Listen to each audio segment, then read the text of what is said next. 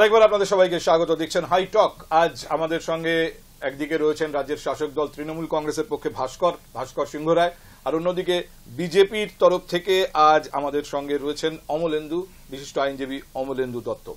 আমি এই প্রসঙ্গে ছিলাম যে শুনেছি অভিষেক বন্দ্যোপাধ্যায় ভার্চুয়াল মিটিং এ নাকি তার দলের নেতাকর্মীদের বলেছেন বিজেপি নেতাদের দেখলেই জয় বাংলা স্লোগান দিতে হবে। এটার কারণ কি শুভেন্দু অধিকারীর ওই অতিরিক্ত রিয়াকশন? আমাদের মনে আছে অনেকেরই যে মমতা বন্দ্যোপাধ্যায় জয় শ্রীরাম স্লোগান শুনে একবার গাড়ি থেকে নেমে এসেছিলেন, এবং তারপর আমি তখনও একটা অন্য চ্যানেলে হতে পারে কিন্তু এই ধরনের রাজনৈতিক ডিবেটের অংশ হতাম, এবং সেখানে খুব উৎসাহী আমি বিজেপি নেতাদের দেখতাম, আচ্ছা এবার মুখ্যমন্ত্রী তো বিভিন্ন জায়গায় গেলেই জয় শ্রীরাম শুনবেন। এখন আপনাদের কেমন লাগছে অমলেন্দু বাবু? আপনারা নাকি যেখানে যাবেন সেখানেই জয় বাংলা শুনবেন? না না, জয় বাংলা শুনলে আমাদের কোনো অসুবিধা নেই, আমাদের আইডেন্টিফাই হয়ে যাবে কারা চোর। হ্যাঁ, পশ্চিমবঙ্গের মানুষ অনেকে মুখোশ পরে ঘুরে বেড়াচ্ছে, তো আমরা যদি আগে থেকে শুনতে পাই কেউ জয় বাংলা দূর থেকে বলছে, তার মানে এখানে একটা চোর দাঁড়িয়ে আছে। আমরা সাধারণত মোবাইল জয় বাংলা বললেই সে চোর, স্বাভাবিক। তৃণমূলের কোন নেতাটা চুরি করেনি আপনি বলুন পার্থদা? কোন নেতাটা শিক্ষা ক্ষেত্র থেকে, স্বাস্থ্য ক্ষেত্র থেকে, পরিষেবা ক্ষেত্র থেকে কোন নেতাটা তৃণমূলের চুরি করেনি? প্রত্যেকটা আপনি পঞ্চায়েতে যান, এমন কোন তৃণমূলের নেতা বুথ স্তর থেকে পাবেন না যে চুরি করেনি বা কাটমানি খায়নি। তো জয় বাংলা বলা মানে সাধারণ মানুষ সচেতন হয়ে যাবেন যে এখানে চোর আছে, এই দূরে চোর দাঁড়িয়ে আছে, তার নিজের সম্পত্তি বা যা যা বিলঙ্গিংস আছে ওগুলোকে সুরক্ষিত রাখবেন। আপনার নেতা তো সচেতন হননি, তিনি সক্রিয় হয়েছেন, গাড়ি থামিয়ে নেমে এসেছেন, নেমে এসে তার সঙ্গে থাকা কেন্দ্রীয় রক্ষীদের বলেছেন একে এখান থেকে দূর করে দাও, তারপরে তাকে রোহিঙ্গা বলে গাল দিয়েছেন। কালকে তো আপনারা কোচবিহারে দেখলেন নেতা কোথায় যাচ্ছে না যাচ্ছে তার জন্য সিভিক ভলেন্টিয়ারকে সাদা ড্রেসে দাঁড় করিয়ে ভিডিও করাচ্ছে। তারা তাদের স্পাই পেছনে সবসময় লাগিয়ে রেখেছে। কালকে সে হাতে নাতে ধরাও পড়েছে নেতা, আমাদের বিরোধী দল নেতা ধরে আপনাদেরকে দেখিয়েছে। কতটা নিচে নেমে গেছে বিরোধী দলনেতাকে আটকাতে গিয়ে, সেটা সাধারণ মানুষ খালি চোখে বুঝতে পারছে। আমি একটা প্রশ্ন তুলেছিলাম কিছুক্ষণ আগে যে মমতা বন্দ্যোপাধ্যায় একজন বিশিষ্ট বা একাধিক বিশিষ্ট বিজেপি নেতাকে পিঁপড়ে বলছেন, আবার পাল্টা আমরা শুনছি যখন উদয়ন গুহর প্রসঙ্গে বলছেন শুভেন্দু অধিকারী, তিনি তাকে বলছেন আমার কাছে মশা মাছি। কিন্তু একটা জিনিস ঠিক যে শুভেন্দু অধিকারী কয়েক ডিগ্রি এগিয়ে থাকেন অভিষেক বন্দ্যোপাধ্যায় সম্পর্কে বলতে গিয়ে।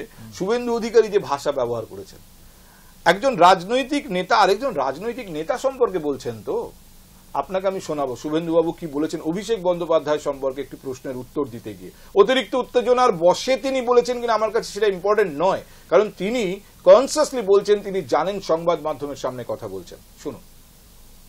এক একটা মদের বোতল দেশি মদের বোতল থেকে 2.5 টাকা করে পায়। 11-র পরে আসা মাল, উচ্চ মাধ্যমিক ফেল, এই রকম মালের প্রশ্নের উত্তর আমি দিই না। ও যার আলোকে আলোকিত, ওর পিসিকে আমি হারিয়েছি, আর ওকেও আমি বলে গেলাম 40 তো দূরের কথা, ভোটের সময় তোমার লেকচার যাতে না হয় ক্যামেরা বুমের সামনে, তার ব্যবস্থা ঠিক সময়ে হবে, শুধু অপেক্ষা করতে থাকুন। আপনি আমাকে ব্যাখ্যা দিতে পারবেন অমলেন্দু বাবু? আপনি একজন আইনজীবী, 11-র পরে আসা মাল, এটা কি ধরনের ভাষা? না না, কেউ যদি মনে করে কোনো কারো শব্দে তার ডিফেম হচ্ছে, তাহলে সে তো তার ব্যবস্থা করতে পারে। এবার আপনি একজন সার্থক আইনজীবী, আমি এটা বুঝতে পারলাম, কিন্তু আমি তো একজন আইনজীবীকে এই হিসেবে প্রশ্নটা করিনি, আমি আপনাকে একজন ব্যক্তি হিসেবে প্রশ্ন করেছি যে আপনি একজন রাজনৈতিক নেতা সম্পর্কে এই ভাষায় কথা বলবেন কি? রাজনীতিতে সাদা আর কালো বলে কিছু হয় না। রাজনীতিতে যে ব্যক্তির উদ্দেশ্যে বলা হচ্ছে সেই ব্যক্তি যদি সেই রকম জিনিস হন, তাহলে তাকে সেই রকম ভাবে বলেছেন।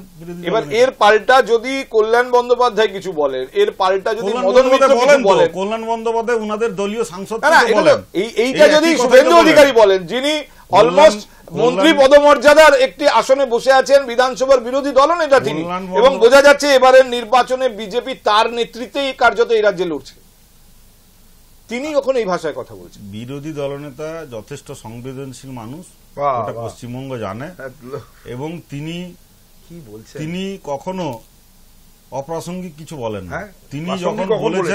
তিনি যখন বলেছেন যার উদ্দেশ্যে বলেছেন, তিনি নিঃসন্দেহে সেই রকম শুভেন্দু অধিকারী নিঃসন্দেহে সেই রকম কোনো কিছু পাওয়ার যোগ্য ব্যক্তি, তার জন্য হয়তো বলেছেন। আমি ভাস্কর আপনাকে জিজ্ঞাসা করব না বা আপনাকে এই প্রশ্নের উত্তরে এই কথাটা আপনার মুখ থেকে শুনতে চাইবো না যে আমি কি জানি, আমি এখানে কিছুই জানি না ধরে নেন। শুভেন্দু অধিকারী এত স্পর্শকাতর কেন অভিষেক বন্দ্যোপাধ্যায়? অধিকারীকে প্রমাণ করতে হবে, বিজেপির গরুর গোয়ালে ওকে প্রমাণ করতে হবে ও একটা বড় ষাঁড়। আপনাকে আমি বলছি, আবার আপনি ল্যাঙ্গুয়েজের ল্যাঙ্গুয়েজ দেখি না, গোমূত্র সেবন করার পরে গোমূত্র ওই জয় শ্রীরাম বলে যারা বলছিলেন না যে কি জয় বাংলা বলে তারা চোর, গোমূত্র সেবন করা জয় শ্রীরাম বলা লোকজন তারা মস্তিষ্ক বিকৃতি করেছে। আজকে ও হারিয়েছে বলছে। এখন নতুন ভাবে যে নির্বাচনগুলো হচ্ছে ওই অঞ্চলে পূর্ব মেদিনীপুরে লোকসভার বিচারে কোথায় কি দাঁড়িয়ে আছে, কে কোথায় জিতেছে, কোন জায়গায় জিতেছে সে বিশ্লেষণ করছে। কতগুলো সিট জিতেছে, 200 পার কোথায় গেল? আজকে আমি আপনাকে বলছি ওর অশ্লীল মন্তব্য আর বিজেপির লোকেরা কি চোখে দেখছে আমি জানি না। অমলেন্দু বাবু, আপনি ওর বক্তব্যের শেষ অংশটা খেয়াল করেছিলেন? উনি পিসি নির্বাচনের আগে যাতে সংবাদ মাধ্যমের সামনে এত কথা বলার না বলতে পারেন তার ব্যবস্থা হচ্ছে। শুনুন না কি বলতে চাইলেন উনি, কি দেখুন ব্যবস্থা উনি কি নেবেন, কি বলেছেন, কোন জায়গায় আছেন, কতটা গোমূত্র সেবন করে বলেছেন আমি জানি না। আমি বলছি যে উনি বিরোধী দলনেতা হিসেবে বলছেন, উনি বিরোধী দল হিসেবে বলছেন, যা বলছেন উনার দল ওকে সমর্থন করছে। তো আমি বিজেপির উনি একটু বেশি বেড়ে খেলছেন তো, কোন দিন হবে না তো, সাইড হয়ে যাবেন না তো, দিলীপ ঘোষ হয়ে যাবেন না তো। সুতরাং আমি এটা দেখছি যে বারবার ধরে উনি ব্যক্তি আক্রমণে, উনার কোনো রাজনীতি নেই। উনি বলুন যে আজকে আপনি যে বলছেন না ঠিকঠাক কথা বলেন, উনি বলছেন রোহিঙ্গা। আরে যে ভাষায় উনি বললেন অভিষেক বন্দ্যোপাধ্যায় যাতে নির্বাচনের আগে আর কথা না বলতে পারেন সংবাদ মাধ্যমে, আবার আপনিও সেই ভাষায় বললেন যে উনি সাইড হয়ে যাবেন না তো। আরে না, আমি তাই দেখছি তো, যারাই আমি দেখেছি যে ওই ধরনের কথাগুলো বলছে উনি, শুভেন্দু অধিকারী যা ভাষায় কথা বলছে, কে সাইড করবে ওনাকে? ওনার দলই সাইড করে দেবে ওনাকে, ওনার দলই, ওনার অস্তিত্ব কোথায়? যে চেষ্টা করেছিলেন ব্যানার্জির কথা ওখানে যাওয়া, ওই অভিষেক ব্যানার্জি শুভেন্দু অধিকারীর হোম টাউন কাঁথির কাছে সভা থেকে কি বলেছিলেন আপনারা জানেন প্রত্যেকে, সেটা নিউজেও দেখানো হয়েছে। আয় তোর বাবা কোথায় আছে, আয় কোথায় আছিস, আয় কোথায় আছে, কোথায় জানি না ওর বাবা কোথায় আছে। না না ওটাই বলছি, মানে তুলে কথা বলা, কোথায় তুলে কথা বলেছে ওই কথার আরে শুভেন্দু অধিকারী কি একটাই নাকি বাবা, ও তো অনেকগুলো কথা বলছি। তো যে নেতা যে যিনি, আমি যেটা বললাম যে যেমন জিনিস তো তার সাথে তেমনি ব্যবহার, খেলা তো হবেই মাঠে, খেলা হবে, মাঠে খেলা হবে, খেলা হবে তো, এসআইআর হচ্ছে তো, এবং জয় বাংলায় খেলতে নামবো। খেলতে আপনারা ভয় পাচ্ছেন কেন? বিজেপির কর্মসূচি কি? বুথ লেভেলে কর্মী আপনার দলের লোকেরা বলে বাংলাদেশি ভোটারদের নাম বাদ গেলে তৃণমূলের কোনো অস্তিত্ব থাকবে না। সেই দলকে প্রতিদিন তাদের বিরোধী দলনেতাকে পশ্চিমবঙ্গ থেকে বাংলাদেশি ভাস্কর আপনি যে পয়েন্টটা তুলেছেন সেই পয়েন্টে আমি এবার অমলেন্দু আপনার কাছে একদম সরাসরি প্রশ্ন করি যে বিজেপি পশ্চিম বাংলার নির্বাচনী সাফল্যের জন্য এই এসআইআর এর দিকে তাকিয়ে বসে আছে। একটা রাজনৈতিক দল নির্বাচন লড়ে তার নিজস্ব সাংগঠনিক ক্ষমতায়, আপনারা কি নির্ভর করে বসে আছেন এসআইআর হবে আর কিছু মুসলিম নাম বাদ যাবে? দেখুন পার্থদা, আজকে আমাদের 294টা সিটের মধ্যে পশ্চিমবঙ্গের প্রায় 130টার মতন সিট, যেটা বাংলাদেশ বর্ডার এরিয়ার লাগোয়া, যেখানে আপনার 3 থেকে 4% ভোটার প্রত্যেক বছর বা 5% বাড়ে অন্যান্য অ্যাসেম্বলিগুলোয়, সেখানে 17, 18 ইভিন এক একটা অ্যাসেম্বলিতে 20% করে ভোটার বেড়েছে। এটা ডাটা আপনি নিজে দেখে নিয়ে নেবেন। তাহলে ডেমোগ্রাফি কি করে চেঞ্জ হচ্ছে, যে বর্ডার এরিয়ার বিধানসভাগুলোয় 17%, 18%, 20% করে ভোটার কি করে বেড়েছে, এর উত্তরটা কেউ দিতে পারবে? এর উত্তরটা একমাত্র এসআইআর যদি পুঙ্খানুপুঙ্খভাবে যাচাই করা হয় তবেই পাওয়া যাবে। তাহলে সেটার জন্যই তৃণমূলের ভয়। যে মমতা ব্যানার্জি বাংলাদেশের অনুপ্রবেশকারীরা এখানে ভোটার লিস্টে সিপিএম নাম তুলিয়ে তাদেরকে ভোট ব্যাংক বানিয়ে ভোট নিচ্ছে বলে সিপিএম কে হারানো যাচ্ছে না এই কথা বলে সংসদে বিরোধ করেছিলেন, সেই মমতা ব্যানার্জি আজকে কি করে ইউটার্ন হয়ে গিয়ে উল্টে লাভলি খাতুনকে, উল্টে বাংলাদেশে অনুপ্রবেশকারী লাভলি খাতুনকে আপনারা পঞ্চায়েত ভোটে জিতিয়ে গ্রাম প্রদান করেছেন, হাইকোর্টের নির্দেশে তাকে বাদ দিতে হয়েছে, হাইকোর্টের নির্দেশে বাদ দিতে হয়েছে। কজনকে বাদ দিয়েছে অমলেন্দু, আপনি ব্যাখ্যা করলেন এসআইআর নিয়ে তৃণমূলের আপত্তি কেন। আমি প্রশ্ন আপনাকে করেছিলাম, আপনারা কি এসআইআর এর দিকে তাকিয়ে বসে আছেন সাফল্যের জন্য?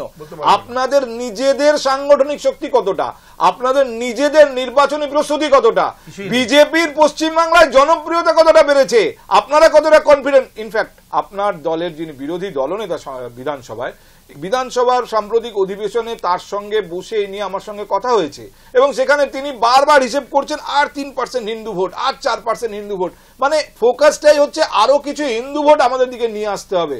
এই তো তার মানে সংগঠন, জনপ্রিয়তা, মানুষের কাছে গ্রহণযোগ্যতা, এই যে বিষয়গুলো, এই বিষয়গুলো আপনাদের কাছে ইম্পর্টেন্ট না, এসআইআর এ কিছু মুসলিম নাম বাদ দেওয়া ইম্পর্টেন্ট। 2011-র আগে তৃণমূলের যা সংগঠন ছিল তার থেকে 100% বেশি সংগঠন বিজেপির আছে তৃণমূলকে হারানোর জন্য। এটাই বাস্তব কথা বলছি। আমি আপনাকে বলছি 2011-র আগে তৃণমূলের যে সংগঠন ছিল অভিষেক বন্দ্যোপাধ্যায় 100 গুণ বেশি, 1 গুণ 2 গুণ নয়, 100 গুণ বেশি সংগঠন এখন বিজেপির আছে। অমলেন্দু, আমার প্রশ্নটা শুনুন। অভিষেক বন্দ্যোপাধ্যায় তৃণমূল কংগ্রেসের নেতা, তিনি ভার্চুয়াল মিটিং করলেন 4500-5000 লোক নিয়ে, মানে বিভিন্ন তৃণমূলের হাতে থাকা কর্পোরেশন বা মিউনিসিপ্যালিটিগুলোর চেয়ারম্যানরা ছিলেন, ব্লক লেভেলের নেতারা ছিলেন, তারা বুথ লেভেলে গিয়ে কিভাবে কাজ করতে হবে সেটা নিয়ে আলোচনা করলেন। বোঝাই যায় কত গোছানো এবং সংগঠন কত শক্তিশালী। আর আপনার দলের নেতা কি বলছেন, আমি এই রোহিঙ্গাদের বাদ দেওয়া হোক বা বাংলাদেশে অনুপ্রবেশকারী বাদ দেওয়া হোক, এসআইআর এর সমর্থনে মিছিল করব বা হোয়াটএভার কর্মসূচি নেব, খাগড়াঝড়ি থেকে শুরু করব। মানে এখনো আপনারা চাইছেন উত্তরবঙ্গের যে সাফল্য সেটুকু অন্তত ধরে রাখতে, আর দক্ষিণবঙ্গে কি করবেন সে প্রসঙ্গে আপনাদের কোনো নেতার মুখে এখনো আমি কোনো কর্মসূচি শুনিনি। মানে এবারের ভোটটা 2026-এর ভোট হবে তৃণমূল বনাম সাধারণ মানুষ। সাধারণ মানুষ বিজেপিকে কিছু করতে হবে না। বিজেপি এমনি যেমন 11 সালে কিছু করতে হয়নি, তাদের কাজ করছে বিজেপি, এমনিতেই তাদের কাজ করছে। বিজেপির কাজ সাধারণ মানুষকে এই যে পশ্চিমবঙ্গ সরকারের যে প্রশাসনিক অব্যবস্থা সেটাকে সামনে পৌঁছে দেওয়া, বিজেপি সে কাজটা করছে। কিন্তু পশ্চিমবঙ্গে আপনি যে আজকে বলেন অভিষেক ব্যানার্জি এই মিটিংটা করেছে, এই মিটিংটা করেছে কাদেরকে নিয়ে? আমরা তো সেটাই বলছি, ওই যে লাভলি খাতুনের মতন যারা প্রধান হয়েছিলেন বাংলাদেশ থেকে আসা, যারা প্রধান হয়েছেন, যারা পৌরসভার কাউন্সিলর হয়েছেন, ওদেরকে নিয়ে করেছেন। তো কেন না ওনারা যে আবার ভোটের আগে ওই যে সরকারি টাকাকে 2টো বুথে না 3টে বুথে 10 লাখ টাকা করে পৌঁছে দিয়ে ওই পাড়ায় পাড়ায় কি সব করবেন, ওই নামে সরকারি টাকাকে আবার তাদের দলীয় নেতাদেরকে পৌঁছে দেওয়ার ব্যবস্থা করেছেন যাতে ভোট বৈতরণীটা পার করতে পারেন, মোচ্ছব করতে পারেন। ওই মোচ্ছব করানোর প্রস্তুতি নিয়েছেন, ওই পাড়ায় পাড়ায় সরকারি টাকাকে দলীয় নেতাদের পকেটে ভরার কাজ করছেন। দলীয় নেতাদের পকেটে পাড়ায় সমাধান আসলে তৃণমূলের সমস্যার সমাধান নাকি? একটা কথা বলি যে বিজেপির যে কেন্দ্রীয় নেতৃত্ব তারা নিজেরাই স্বীকার করে নিয়েছে যে বুথ স্তরে তাদের সংগঠন নেই এবং ওদের সদস্যতা অভিযান না কি একটা অভিযান শুরু করেছিলেন সেটা সম্পূর্ণভাবে ব্যর্থ হয়েছে। যা টার্গেট ছিল সেটা করতে পারেনি, এটা বাস্তব। 2, আজকে বিজেপি প্রথমেই এখানে সংখ্যালঘু সম্প্রদায়ের মানুষদের ভোট চায় না বলে ডিক্লেয়ার করেছে যে আমরা 30% যে সংখ্যালঘু সম্প্রদায়ের ভোট তাদের ভোট চাই না, তারা হিন্দু ভোট কনসলিডেট করছে। এই হিন্দু ভোট কনসলিডেট করার জন্য তারা মিথ্যাচার কি করছে যে মুসলিমরা নাকি আক্রমণ করছে, এই দেশটা নাকি মুসলিমরা দখল করে নেবে, পশ্চিমবঙ্গের মুসলমানদের একটা একটা একটা ভয়, এটা দেখিয়ে তারা ভাবছে। আপনাকে আমি বলি যে সমাজের কোন স্তরের মানুষ তৃণমূল কংগ্রেসকে ভোট দেয়নি, মানে প্রান্তিক মানুষ থেকে আরম্ভ করে সমস্ত মানুষটাই তারা তৃণমূল কংগ্রেসে ভোট দিয়ে, শুধু বর্ডার নয়, আপনি বলুন কলকাতা এবং সন্নিহিত যে জায়গাতে কোথায় বিজেপির সিট, তাহলে কি সেটা কি বর্ডার সন্নিহিত? কলকাতার মধ্যে বা কলকাতার সঙ্গে হুগলি জেলার তো আর বর্ডার নাই না, তাহলে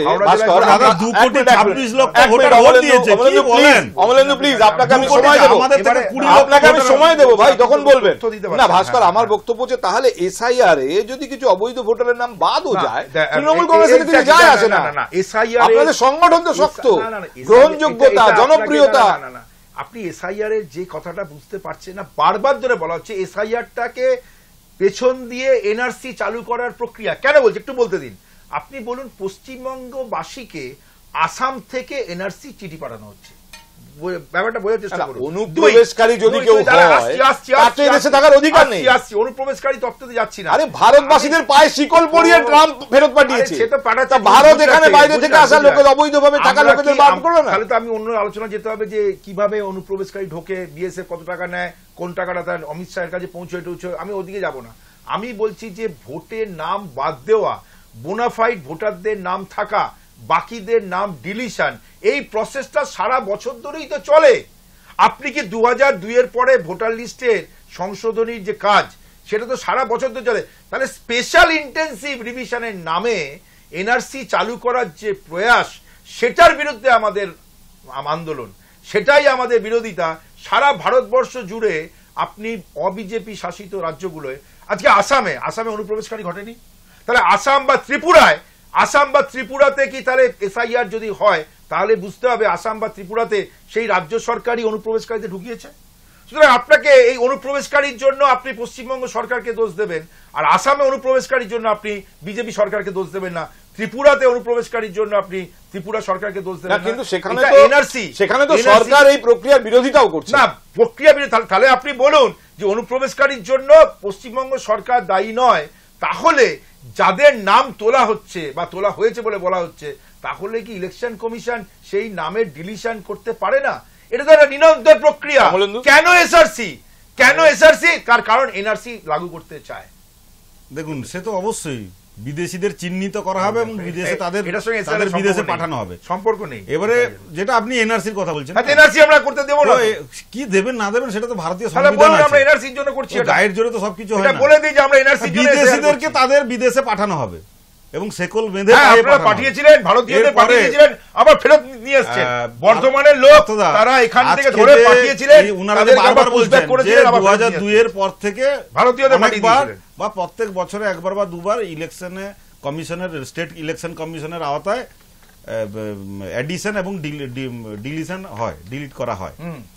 সেটা কার ভিত্তিতে হয়? সেটা হয় কি না, লোকাল পঞ্চায়েতের যে সদস্য আছে বা পৌরসভায়, আরবান এরিয়া পৌরসভার যে কাউন্সিলর আছে, তারা রেসিডেন্সিয়াল সার্টিফিকেট ইস্যু করে, তারা রেসিডেন্সিয়াল সার্টিফিকেট ইস্যু, আরে কথাটা শেষ করতে দেন, যে পদ্ধতিটা হয়, তারা রেসিডেন্সিয়াল সার্টিফিকেট ইস্যু করে দেয় এবং সেই রেসিডেন্সিয়াল সার্টিফিকেটের বেসিসে যে আমাদের বিএলএ থাকে বা বিএলও থাকে, তাদের বিএলএরা যা বলে তাদের বিএলওরাই তাই করে। কেন বিএলওরাদেরকে মমতা ব্যানার্জি অলরেডি কতবার ধরে চমকাচ্ছেন, আপনারা নিজেরাই জানছেন যে আপনারা সরকারি কর্মচারী, আপনাদেরকে আমাদের কথা মতন চলতে হবে। মানে কি, বিএলও আর বিএলএ মিলেমিশে একাকার, ওদের তৃণমূলের দলীয় বিএলএ যা বলে বিএলওরা তাই করে। আপনার দলে বিএল আছে তো? এক মিনিট, এই পয়েন্টটাকে ফেলে দিতে পারছি না ভাস্কর, এই জন্য যে 4 জন অফিসারের বিরুদ্ধে, মানে ইলেকশন কমিশনের আন্ডারে, সিইও এর আন্ডারে এখানে কাজ করা 4 জন অফিসারের বিরুদ্ধে ইতিমধ্যে এফআইআর করা হচ্ছে। ইলেকশন কমিশন তাদের শো কজ করেছে এবং ওই যে বিএল এর তালিকায় যে ভুল নাম তুলেছেন তার সেটা প্রমাণ হওয়ার পরেই তাদেরকে শো কজ করা হয়েছে। ভুল নাম দেওয়ার ক্ষেত্রে যে ডকুমেন্ট থাকার কথা সেটা তো থাকার কথা। আমি বলছি যে কোথায় প্রমাণ হচ্ছে না, হাইকোর্টে প্রমাণ হচ্ছে, ইলেকশন কমিশনে প্রমাণ হচ্ছে। কোন বিএলএ তার লিস্ট দিয়েছেন, ডিলিশন লিস্ট দিয়েছেন, রিসিভ করিয়ে এনেছে, সে নামগুলো কাটা হয়নি? এটা হয় না। রাজনৈতিক দল তারা যখন ভোটার লিস্টের সংশোধনী, তাহলে একটু বলতে দিন অমলেন্দা, রাজনৈতিক দল, আমিও একটা রাজনৈতিক দল করি, উনিও একটা রাজনৈতিক দল করেন, রাজনৈতিক দল এলাকাতে ডেড ভোটার, লেফট ভোটার ইত্যাদি একটা লিস্ট করে জমা দেন ইলেকশন কমিশনের কাছে, সেইটা কাটা হয় ভেরিফিকেশনের পরে, তাহলে সেটা তো একটা নিরন্তর প্রক্রিয়া সবসময় চলছে। তাহলে এই প্রক্রিয়াটাতে নূতন করে 1 মাস, আজ কতদিনের জন্য হবে এসআইআর আপনি জানেন?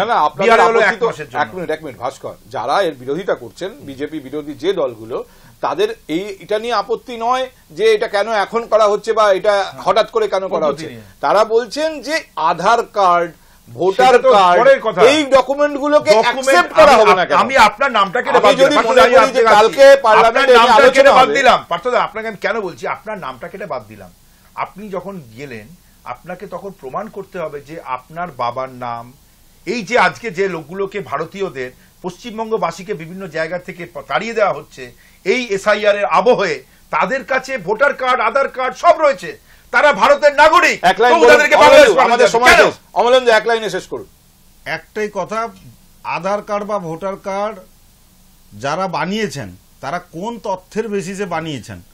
পঞ্চায়েতে কোনো পঞ্চায়েত সদস্য তাকে রেসিডেন্সিয়াল সার্টিফিকেট ইস্যু করে দিয়েছেন, তার বেসিসে বানিয়েছেন, না সত্যিকারে তিনি ইনহেরিটেন্ট সূত্রে পশ্চিমবঙ্গে বসবাস করছিলেন বলে বানিয়েছেন, আজকে সেটাকেই আইডেন্টিফাই